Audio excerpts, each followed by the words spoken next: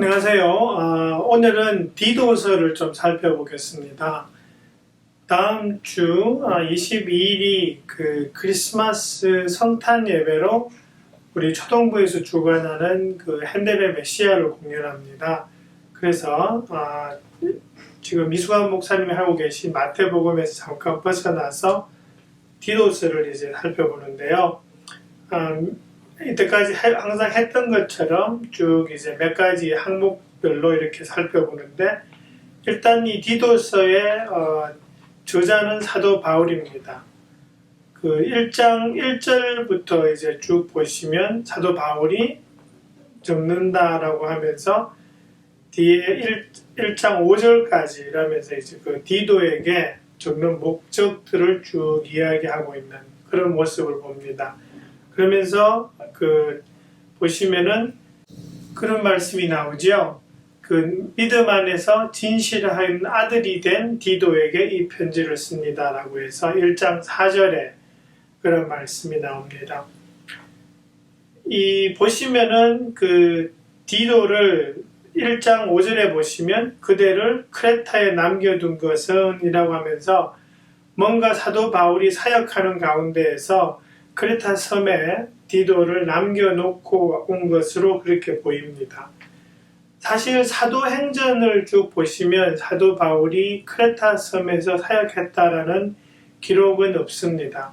그래서 많은 일반적인 추측은 이 디도서가 쓰인 그 시점이 사도 바울이 그 사도행전의 28장까지 나온 그 모든 그 적힌 내용이 지난 후에, 다시 말해서 사도 바울이 로마에서 연금 상태에서 사역하던 그 이후에 1차적으로 풀려납니다.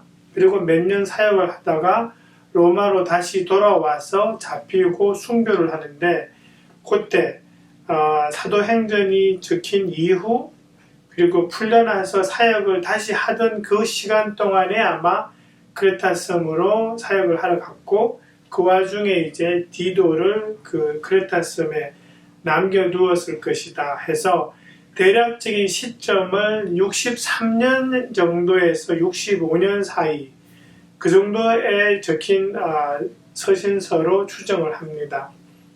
그리고 아무런 기록이 없기 때문에 이 디도서가 어디에서 적힌 것인가에 대해서는 추정을 할 수가 없습니다. 그래서 어디서 적힌 것은 모른다라고 하는 것이 맞습니다. 그리고 그 디도서에서 이 저술 목적을 보면은 이 디도서하고 디모데 전서의 내용이 앞부분이 조금 이렇게 거의 비슷한 맥락으로 흐르고 있는데요. 잘 살펴보시면 교회 안에 이렇게 좀 거짓 믿음을, 거짓 가르침을 가르치는 그런 사람들이 있었던 것으로 보입니다. 그 1장 10절부터 해서 16절까지의 내용에 보면은 그 10절에 보시면은 복종하지 아니하며 헛된 말을 하며 속이는 사람이 많이 있는데 하면서 할례받은 사람을 언급하지요. 그러면서 또 보시면은 14절에 보면 유대 사람의 허망한 이야기나 진리를 배반하는 사람들의 명령에 귀를 기울이지 못하게 하십시오라고 하면서 거짓 가르침을 전하는 사람들이 이 유대교의 전통에서 나온 사람들이라는 것을 추측할 수 있는 그런 내용들이 나옵니다. 그래서 이런 가르침을 배격해라라는 그런 말씀을 하고요.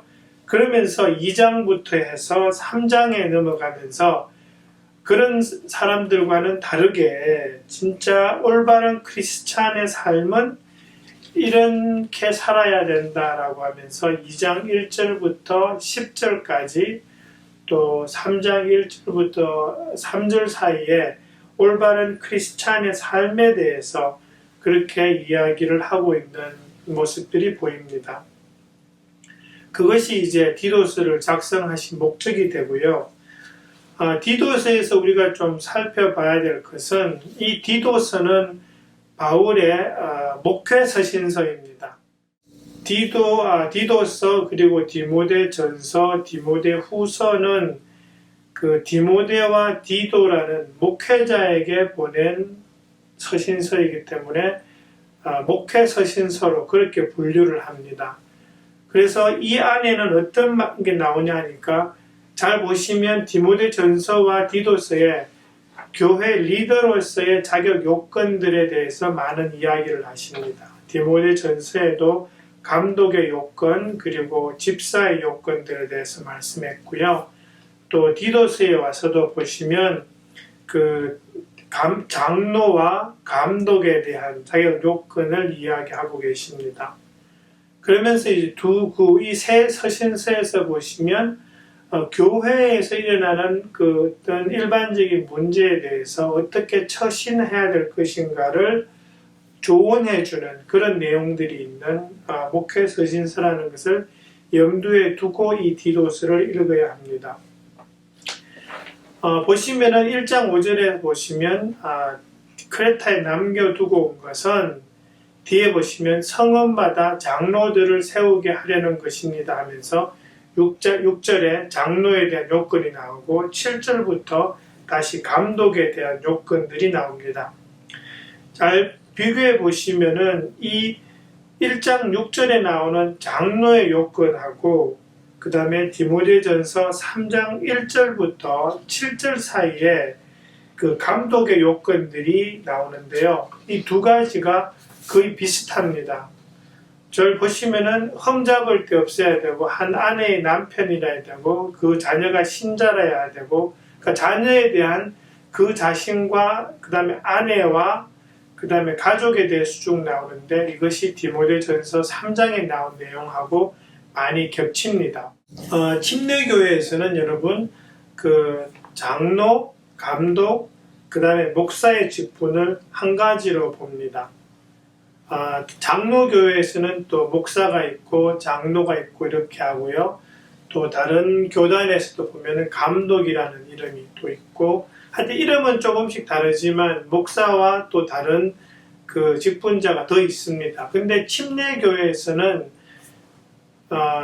한 가지 직분입니다. 목사라는 그 목회자가 있고 안수 집사라고 해서 섬기는 자의 직분이 있습니다.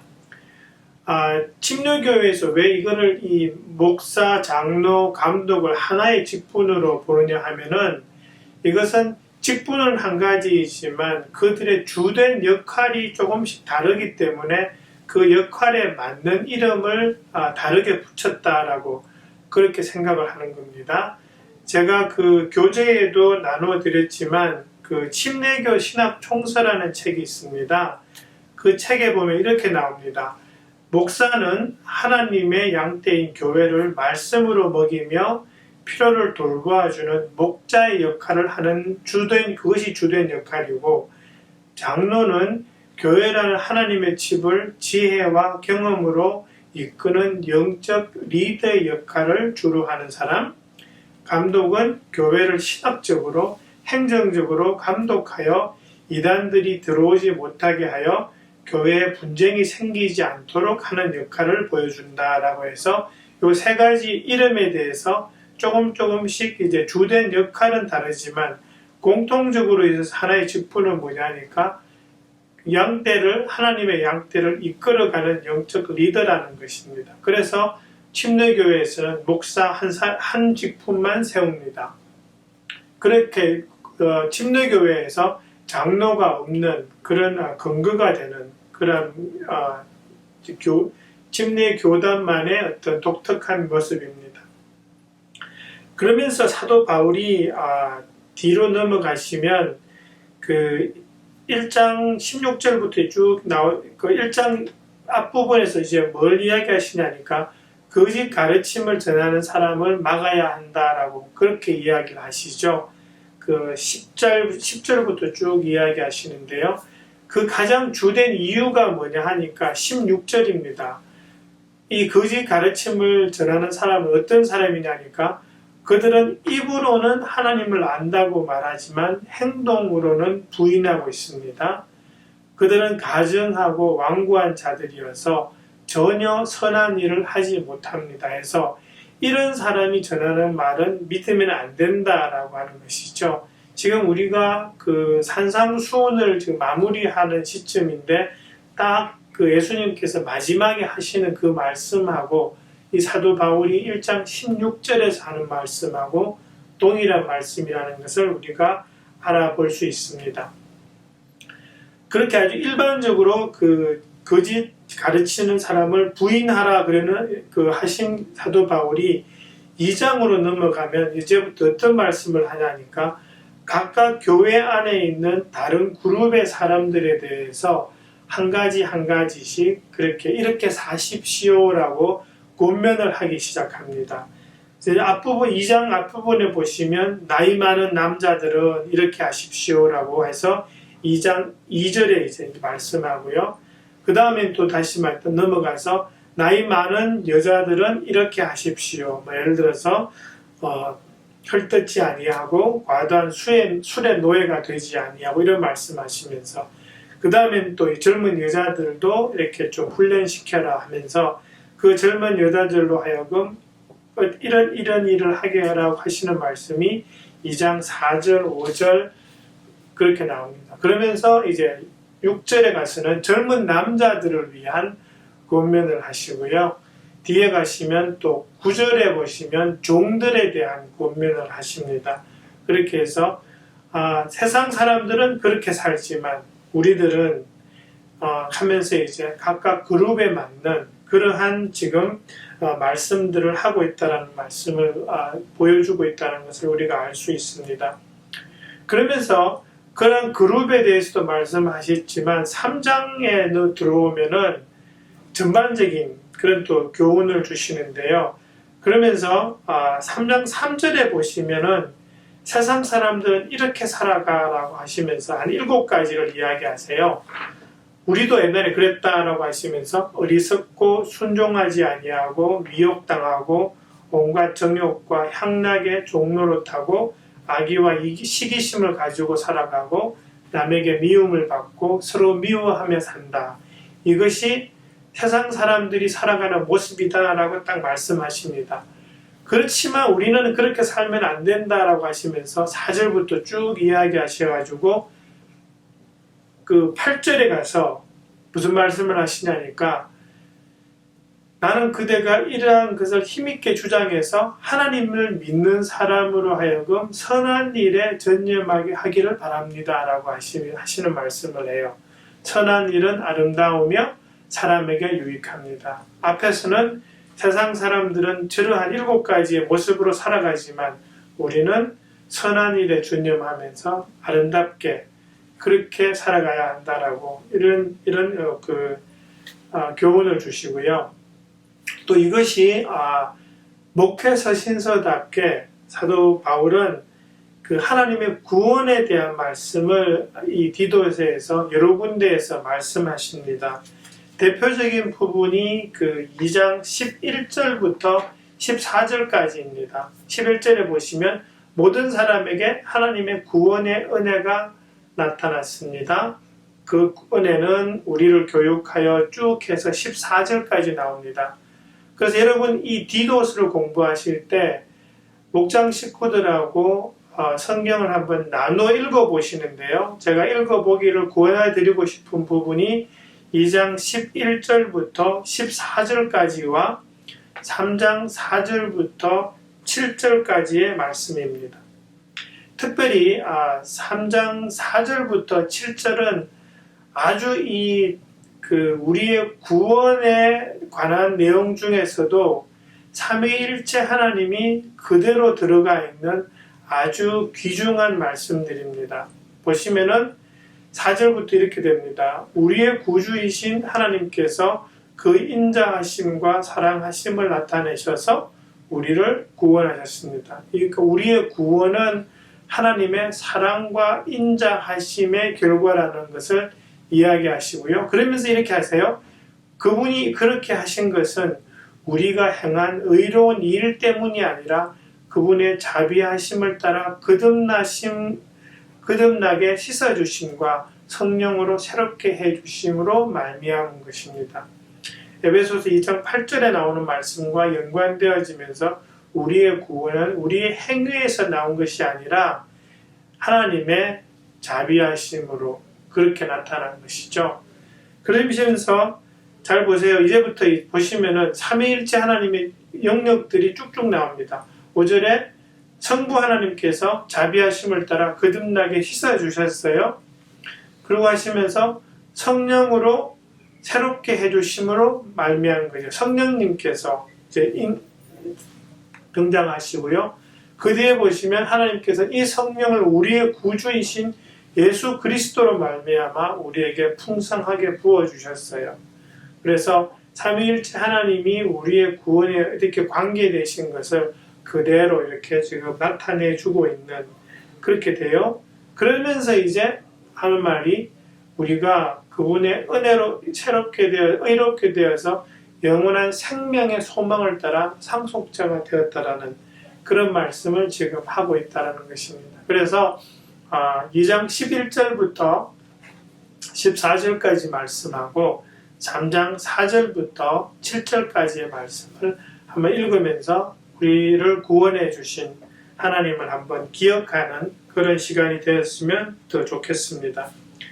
그리고 마지막으로 한 가지 이제 사족처럼 그냥 여러분들한테 말씀드리고 싶은 것은 이 디도서 3장의 마지막 그 인사 부분을 보시면은요, 3장 12절부터 15절까지가 인사말인데, 이 인사말에 보통 그 바울의 그 서신서에 보면은 누구누구를 언급하죠. 근데 보통 보면은 우리가 어디서 많이 들은 사람들이 등장합니다. 그런데 이 디도서의 인사말에도 우리가 들어본 사람들도 나오지만 한 번도 이름을 들어보지 못한 사람이 여기에만 등장하는 사람이 있습니다. 두 사람이 있습니다. 그러니까 3장 12절에 보시면 내가 아데마나 두기고를 여러분에게 보내거든 이렇게 말씀하실 때 두기고는 들어본 사람이에요. 근데 아데마는 이 디도서에만 나오는 사람입니다. 뒤로가 13절에 보시면 서둘러 주선하여 율법 교사인 세나와 아볼로를 떠나 보내주고 라고 하시면서 아볼로는 들어본 사람이죠. 근데 세나는 이 디도서에만 나오는 사람입니다. 제가 여러분한테 이 두 분을 이야기하는 이유는 그것입니다. 성경에 수많은 사람이 등장하고 특별히 신약 성경 사도 바울의 서신서에서 많은 사람이 등장하지만 그 가운데 이렇게 한 번만 등장하는 사람들도 있어요. 그러니까 보통은 우리가 성경 읽으면서 이런 사람이 있는지 잘 모르고 넘어가요. 근데 이런 사람들 한 번쯤 이름을 언급되어지는 이러한 사람들을 통해서 하나님의 그 신약 교회가 세워졌고요. 그것이 지금까지 영향을 미치고 있다는 것을 우리가 한 번쯤 기억했으면 좋겠습니다. 그래서 이 아데마, 세나라는 이 두 사람이 이 디도서에 등장한다는 것을 여러분에게 좀 말씀드리고 싶습니다. 디도서 개요였습니다. 다음 주 특별히 우리 그 현대의 메시아 공연을 통해서도 은혜를 받으실 거지만 복장 성경 공부를 통해서 또 디도서를 한번 이렇게 리뷰해 보시면서 목장 식구들과 함께 그렇게 은혜 받으시는 그런 시간 되시면 좋겠습니다. 네, 감사하고요. 수고해 주십시오.